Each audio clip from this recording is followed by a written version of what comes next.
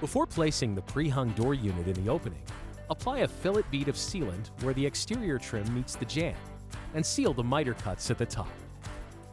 Now, add a 3/8" bedding bead to the back side of the exterior trim. Then add a fillet bead across the back corner of the sill pan to prevent air and water infiltration from underneath the door. The opening is now prepped and ready.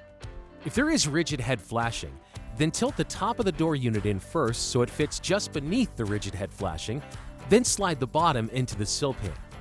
If the opening does not have rigid head flashing, like the one shown here, then place the bottom of the door unit into the sill pan first, then tilt the top into place. Now that the door is in the opening, insert a number 8 2.5" exterior grade screw in the middle hold on each jamb leg. Run them into the framing, but don't drive them all the way down. These 2 screws will hold the door in place and allow you to access the other side of the unit. They also anchor the door into position and allow it to be moved for final adjustment. Use a 6-foot level to plumb the jamb in both directions, left to right and front to back. Once the jamb is plumbed, drive screws into the top and bottom holes on the hinge side jamb leg.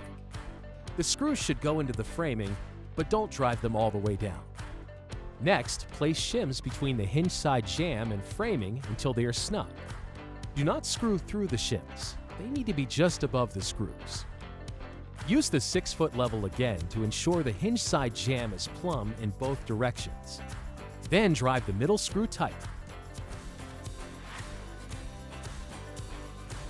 Next, drive the top screw, then the bottom screw.